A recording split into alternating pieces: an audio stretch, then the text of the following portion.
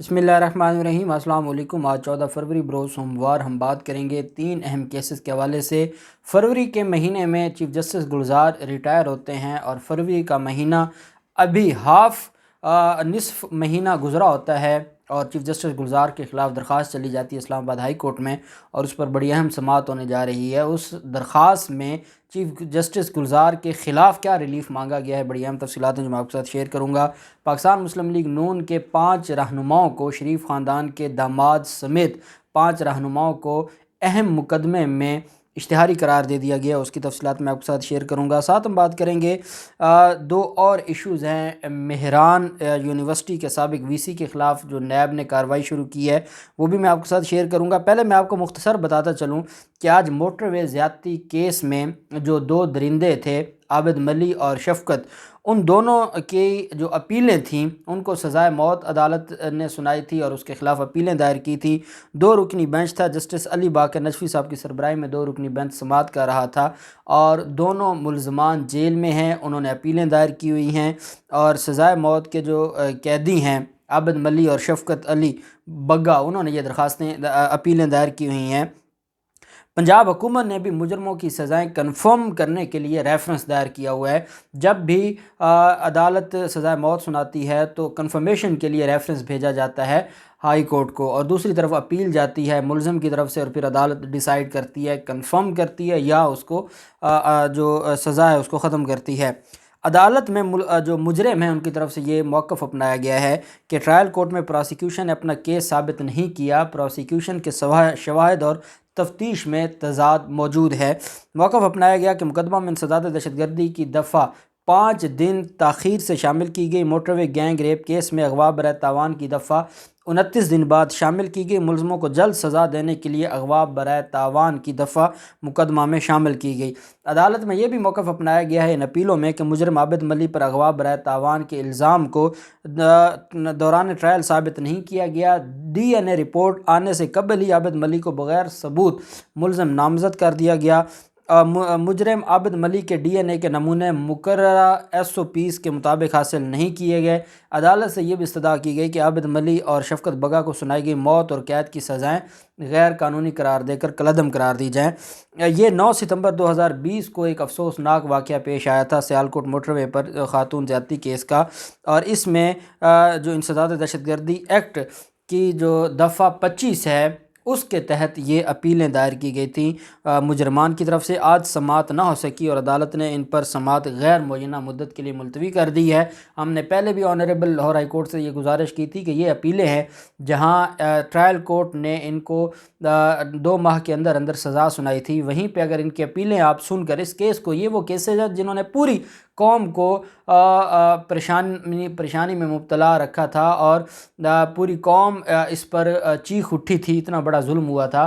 तो ऐसे केसेस को स्पेशल केसेस ट्रीट करते हुए इन मुजरमों की अपीलें खारिज करें ताकि ये तख्ते-ए-दार पर लटकें और ये जो सांसें ले रहे हैं, चाहे काल कोठरी में ले रहे हैं, लेकिन ये सांसें नहीं लेनी चाहिए इन दरिंदों को।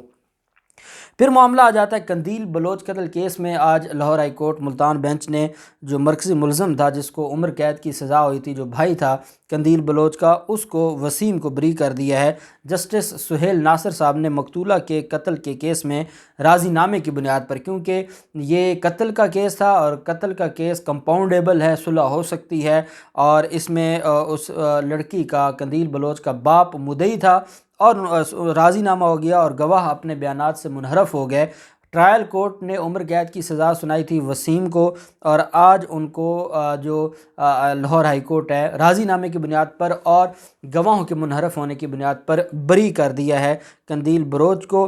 और उन्होंने ये अदालत के अंदर 27 सितंबर 2019 को मॉडल कोर्ट जो थी मुल्तान की, उन्होंने उम्र कैद की सज़ा सुनाई थी कंदील बलोच को।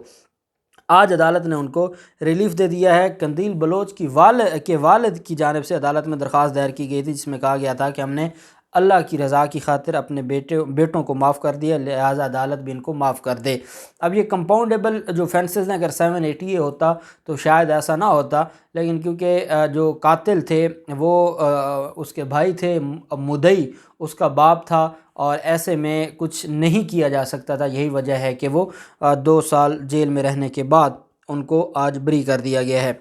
پھر اس میں معاملہ آ جاتا ہے اور یہ مہران یونیورسٹی کے سابق وی سی کے خلاف جو نیب کی کارروائی ہے وہ شروع کی گئی ہے، اور تفصیلات کے مطابق سابق وی سی مہران یونیورسٹی جامشورو کے خلاف مبینہ کرپشن کی تحقیقات کا دائرہ کار وسیع کیا گیا ہے۔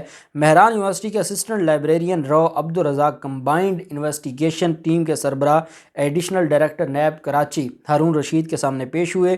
نیب ذرائع کے مطابق نیب ٹیم کے جو رو عبدالرزاق سے مہران یونیورسٹی کے سابق وی سی ڈاکٹر اسلم عقیلی کے دور میں ہونے والے مختلف منصوبوں اور جو کرپشن ہوتی رہی اور فنڈز سے متعلق تحقیقات کی گئیں اور مختلف سوالات بھی کیے گئے۔ ذرائع نے یہ بھی بتایا کہ نیب کراچی میں کی انویسٹیگیشن ٹیم نمبر 3 میں مہران یونیورسٹی کے سابق وی سی کے خلاف تحقیقات چل رہی ہیں۔ نیب نے تحقیقات کے لیے آج 14 فروری کو اسسٹنٹ لائبریرین رو عبدالرزاق کو تحقیقات کے لیے طلب کیا تھا۔ سابق وی سی کے خلاف انہوں نے آج عدالت میں انویسٹیگیشن ٹیم کے سامنے اپنے جو بیان ہے وہ قلم بند کروایا اور اپنی سٹیٹمنٹ دی۔ پھر اسی طرح مسلم لیگ نون کے 5 رہنماؤں کے خلاف کارروائی کی گئی، ان کو اشتہاری قرار دیا گیا، اور اس میں ان کے خلاف جو الزام تھا، ایک احتجاجی ریلی تھی راولپنڈی میں اور اس پر ان کے خلاف ایک مقدمہ درج ہوا تھا۔ سول جج مجسٹریٹ ملک مبشر حسین کی عدالت نے لیگی رہنماؤں کو اشتہاری قرار دیا۔ جو کیپٹن ریٹائرڈ صفدر اوان حنیف عباسی سمیت لیگی رہنماؤں پر تھانہ نیو ٹاؤن میں مقدمہ درج کیا گیا تھا۔ مقدمے میں دیگر شریک ملزمان کو عدالت نے بری کر دیا تھا۔ نیب عدالت کی جانب سے صفدر اوان کو بھی سزا سنائی گئی تھی، اور اب یہ ایک اور کیس ہے جس میں ان کو اشتہاری قرار دیا گیا ہے۔ صفدر اوان کے خلاف ابھی تک کوئی ایسا کیس نہیں تھا جس میں وہ اشتہاری ہوئے ہوں، تو آج وہ بھی نواز شریف، حسن نواز، حسین نواز، سلمان شہباز اور اسحاق ڈار کی طرح راولپنڈی کے ایک مقدمے میں حنیف عباسی سمیت 5 ملزمان کو اشتہاری قرار دے دیا گیا ہے، اور ان کے خلاف ان کے جو وارنٹ گرفتاری ہیں وہ جاری کر دیے گئے ہیں اور ان کو گرفتار کرنے کا حکم جاری کر دیا۔ جب اشتہاری ہوتا ہے تو وہ ان کے دائمی وارنٹ گرفتاری جاری کر دیے جاتے ہیں۔ اب دیکھتے ہیں کہ یہ اس میں پیش ہوتے ہیں یا اپنی ضمانت کرواتے ہیں۔